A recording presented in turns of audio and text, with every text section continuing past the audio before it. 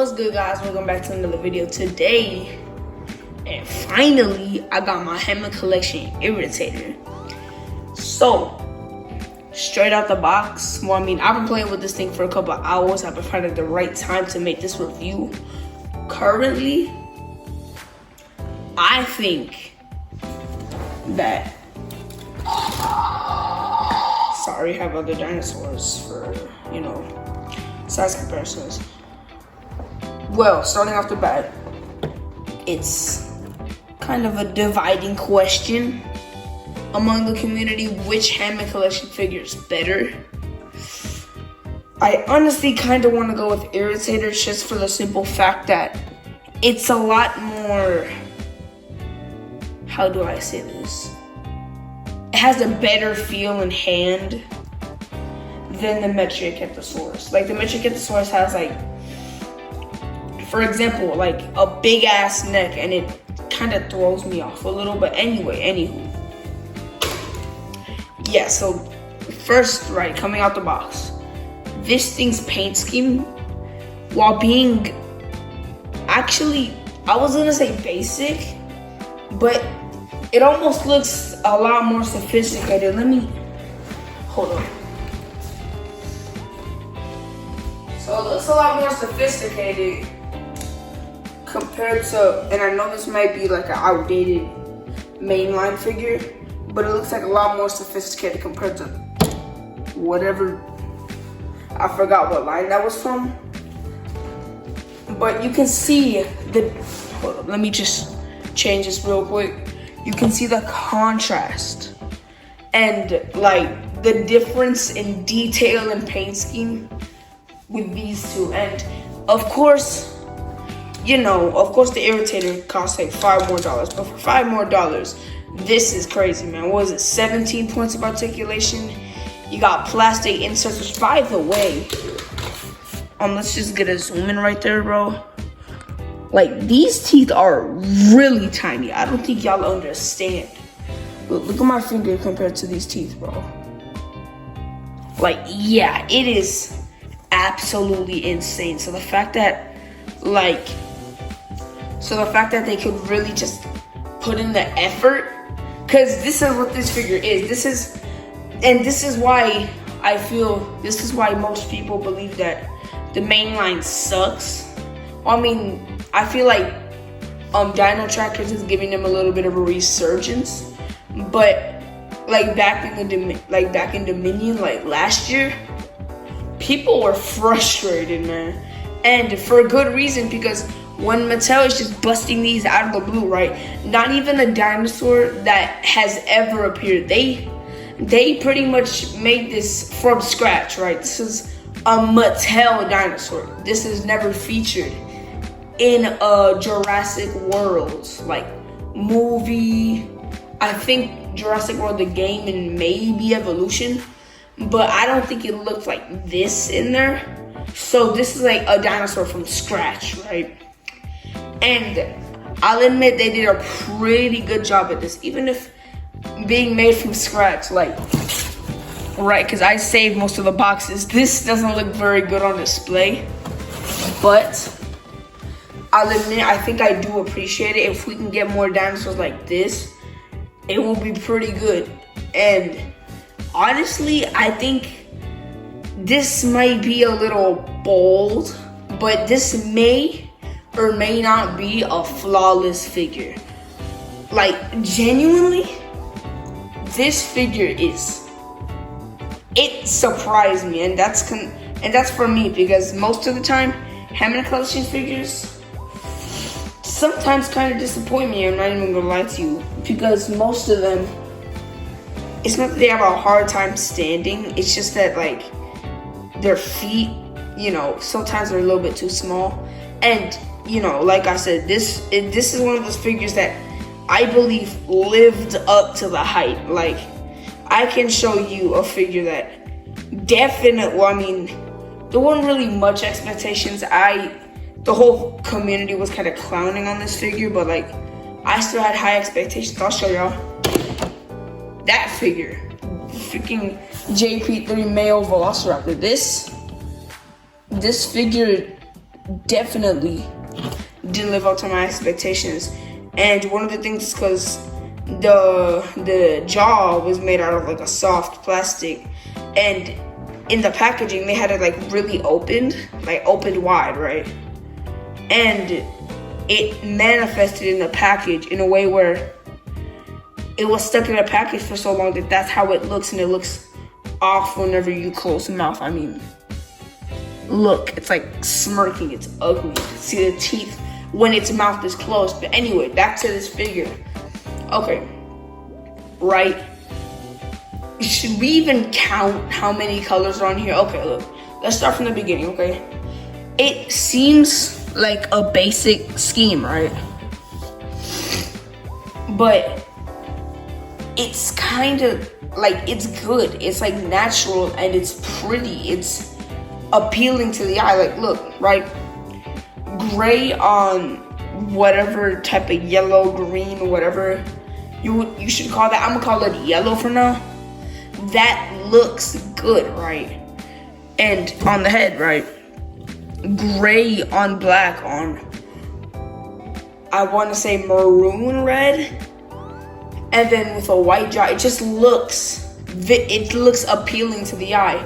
And then on the bottom you have a white underbelly, which is just voila, right? This is just, like I said before, a flawless figure, because the Hammond collection, right? Promo pictures.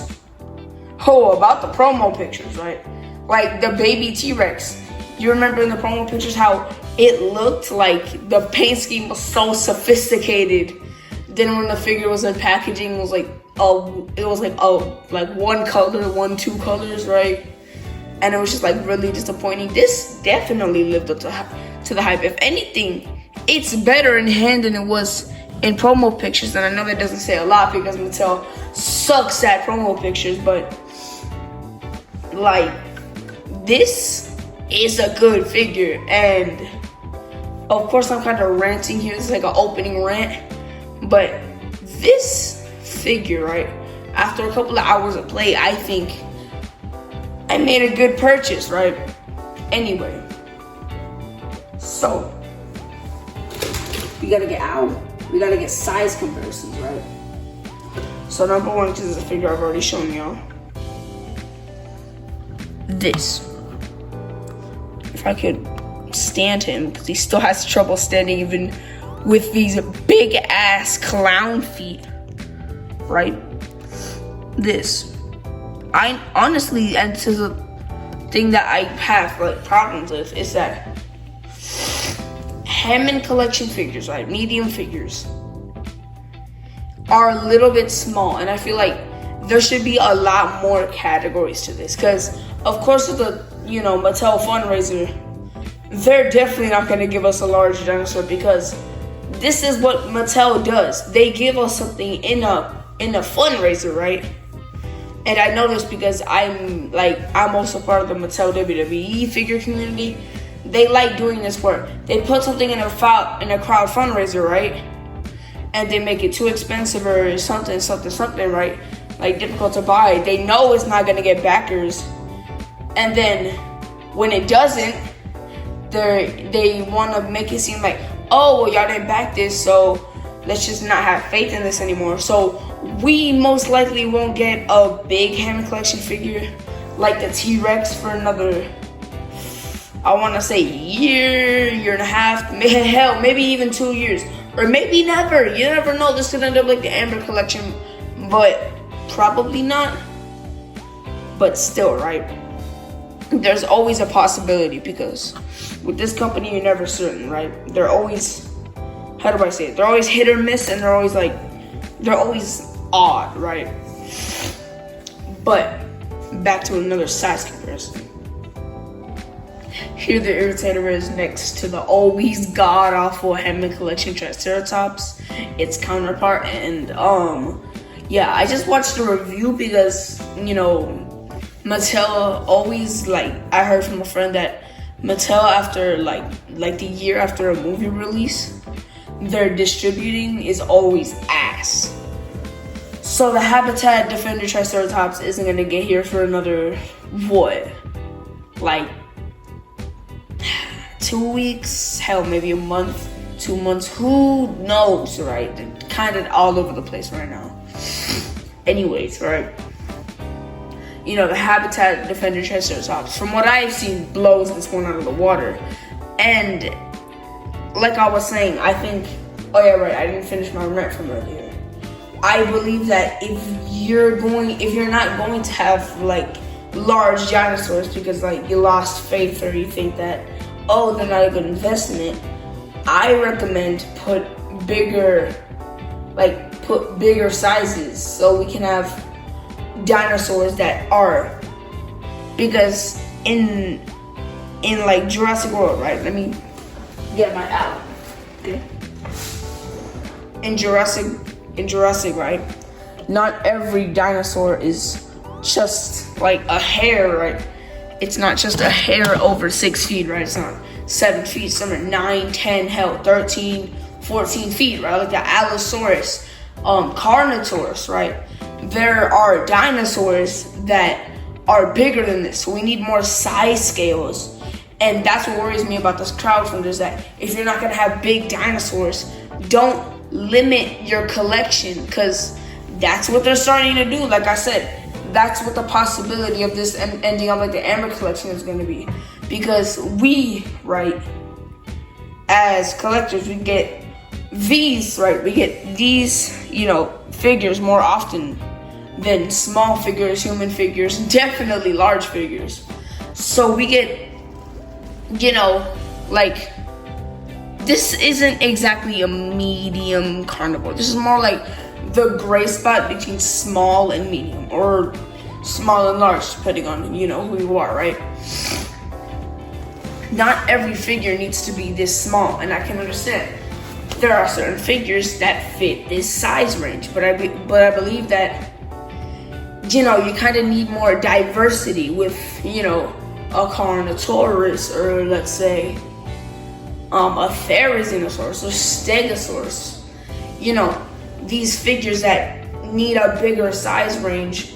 And that, I believe was the problem with, well, that. It's that it wasn't big enough, and with that size, it definitely wasn't posable enough to live up to the, you know, expectations that we had set for it. And I believe that if we keep going this direction, it's just getting medium-sized posable action figures. Sure, they can keep throwing us an Irritator, or Metriacanthosaurus, or Concavenator, or Baryonyx, right? All of these good figures, but soon enough, you're gonna run out of dinosaurs to put here. And I feel like, of course, yeah, you're gonna save the movie dinosaurs, because clearly that's what they're doing here. You're gonna save the movie dinosaurs for every once in a while, clearly, because literally, I'm pretty sure this whole wave, right? This whole wave of medium dinosaurs, like, we're like in a blink. If you blink and you miss a moment, like the Corythosaurus and Metriacanthosaurus. This one just wasn't in a movie, period. So, yeah. Sorry that was a little bit disconjointed, but yeah, with this size range, I feel like it's gonna end up like the Amber collection, where it's always in the same size range, and they start backing themselves into a corner because they're too afraid, because that's really what this is.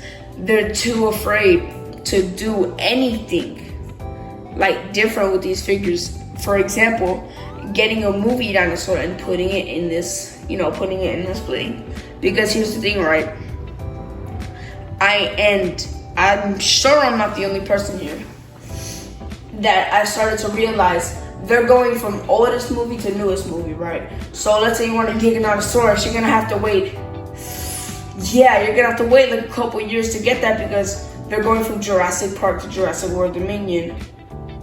I'm pretty sure, because there's some dinosaurs that just appeared in Fallen Kingdom and shit. But anyways, right?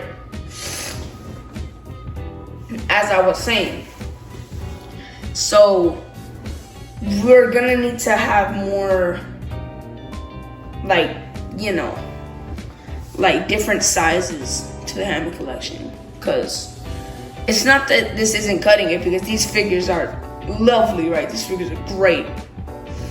It's that, well, it kind of isn't cutting it. I feel like soon enough, and I feel like Hammond Concepts, it's like a whole YouTube series. I'm pretty sure you know about it. It's like they put dinosaurs in there, and it's making me think about this, and yeah, they're like good ideas, and you're gonna need more size comparisons. Like, you're gonna need more size ranges. Number one, freshen this thing up, because like it or not, the Hammond collection is starting to not fall off necessarily, just it's moving too slowly. It's moving too slowly to really get behind any of these figures. I mean, it's kind of, I should just stop talking, right? But anyways, next size comparison. Here we are with my you remember that Carnotaurus?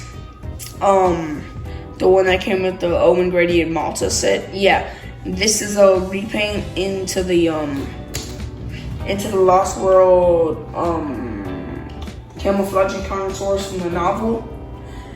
And yeah, you know, that figure was barely bigger than a raptor. Like, you know, this figure is barely bigger than a raptor. So yeah, like as I was saying before, these figures are not exactly too small for the price range, just too small to cut it here anymore. That's really the one problem with this, you know, line, is that it's starting to get kind of complacent when you have pretty much the same kind of like size range. Like, they're always gonna be a little bit, well, not a little bit bigger than a raptor, but not exactly. Yeah, I lost myself there. Anyways, back to the other dinosaurs. Here the Irritator is against, yeah, pretty much the rest of this Spinosaur Day, the rest of his Spinosaur Day counterparts made by Mattel that I currently own, because, you know, of course, there's the Suchomimus and the Aethiopinator, other things that I just, not that I don't, well, yeah, stuff that I haven't been able to maintain, stuff that I haven't been able to like track down and get, right? And of course, sometimes I feel like that whole rant that I just made could really be disproven by the sheer size of, you know, the bigger figures, not even in this line, in the main line, like these two Hammond collection figures that are worth a little bit more than half the price of this are completely dwarfed, right? They're completely dwarfed by it. And of course, the Hammond collection Spinosaurus, which again, just proving my whole rant just now, which we're almost definitely gonna get, you know, they're gonna be dwarfed, and that's like what my whole rant could be summed up to, is that the big dinosaurs are always gonna dwarf these, so either make them just a little bit bigger, right? Because I feel like the Baryonyx definitely wasn't, well, I mean, I don't know, hold up, I haven't really put the Baryonyx.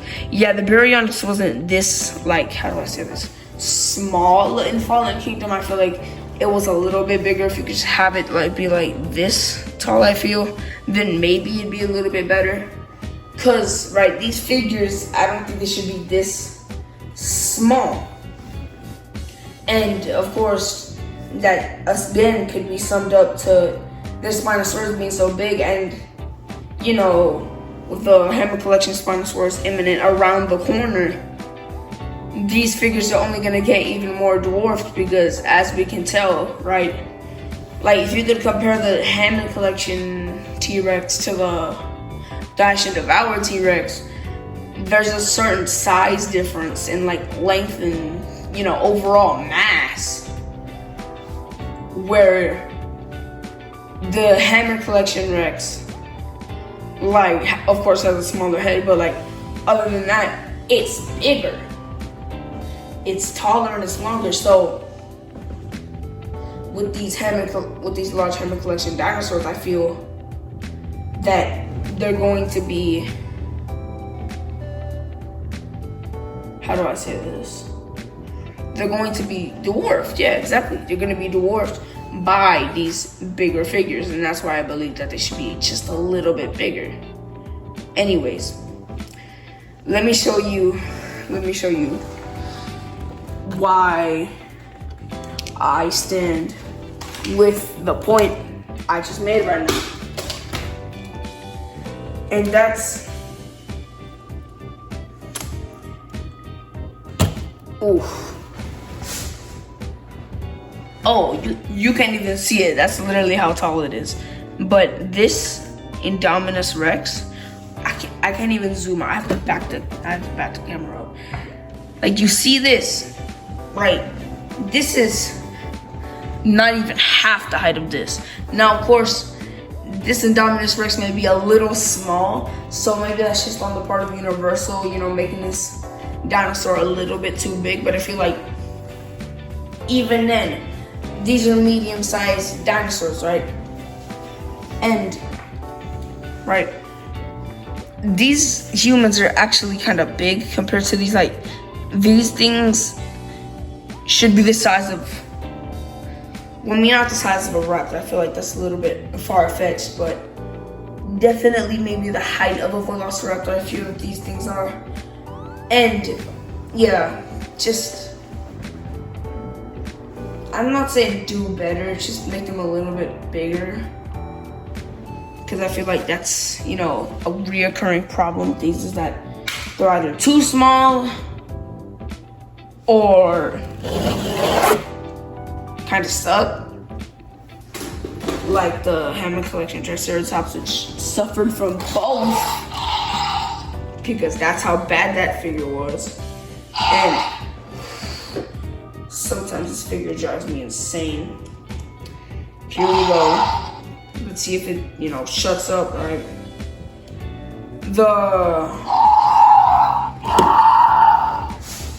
That shouldn't have out there is Therizinosaurus, and that's not standing upright. And that's a little bit of a problem. I'll fix that later, but anyways, right?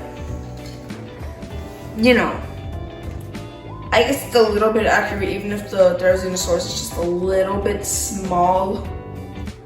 Cause like, right, you get the perfect guy, right? He's 6 foot, right? Exact. Therizinosaurus is supposed to be what, like,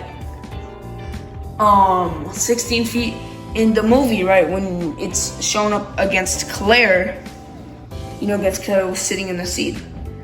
Its head was huge, man. I'm talking the size of Claire, okay? So, yeah, I think that's a recurring problem.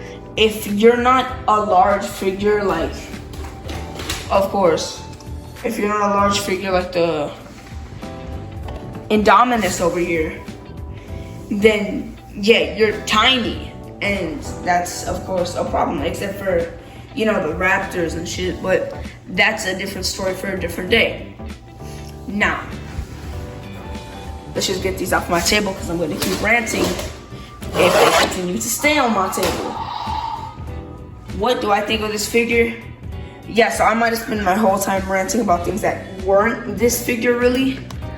But this figure, right, great. Probably the perfect figure. Now, this figure was obviously built from scratch, so when I said, you know, all that stuff about it not being too big, that didn't really have to apply to this one because, as I said before, it was built from scratch. We don't know what this thing will look like against a human in CGI, in a Universal adaptation. We just don't know yet, right? Because this is, you know, a dinosaur that's never appeared. So, for what it is, a figure that we've never seen, I think you can turn off all of your like blinders that say, yo, this figure is too small. why is Alan almost the size of it? Why is Alan almost as tall as it?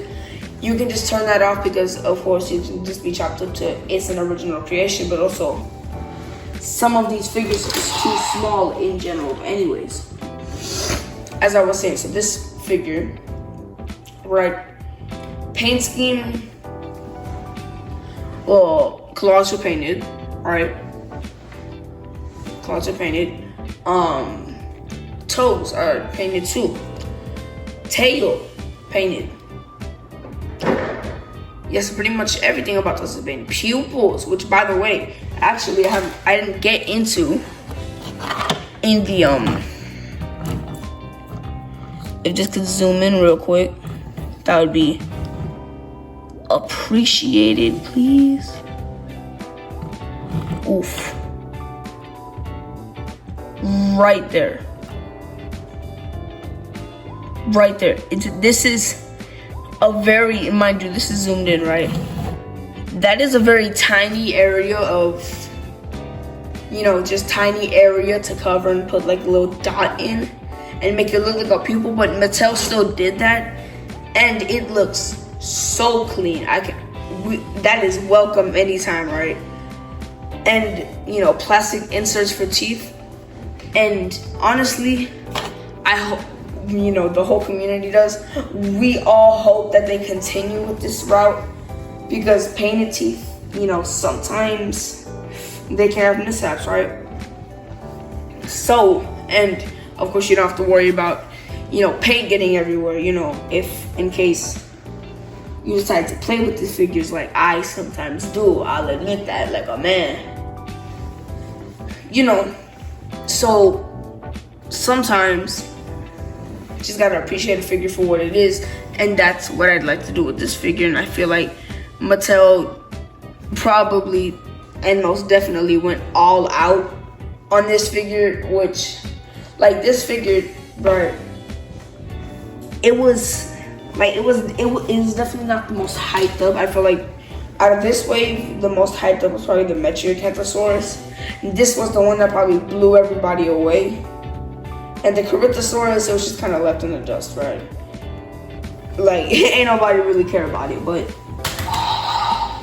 So this figure surprised me because I really wasn't expecting it to be this good. I was expecting it to be another Hammond collection figure, kind of stiff. You know, kind of stiff. That's really it, honestly. Like, they're good display figures, but some of them are kind of stiff, have standing issues, etc., right? This figure has none of those. It is probably perfect, actually. I'm not even gonna lie to y'all. So, with that, you know, being said, should you go buy this figure? 100%. I feel like this is, well, I mean, I haven't got my Corythosaurus yet, but this is almost definitely one of, if not the best Hammond collection figures or figure made yet so far. And what do I rate this? 11 out of 10. It's great. You gotta love it. And even if it's just a titch too small, that's of course fine because it is what it is. It's an original figure, and that's what I'm gonna keep calling it. I don't care what you say. And yeah, with that being said, I think it's time for me to shut up. So, goodbye and good night, man.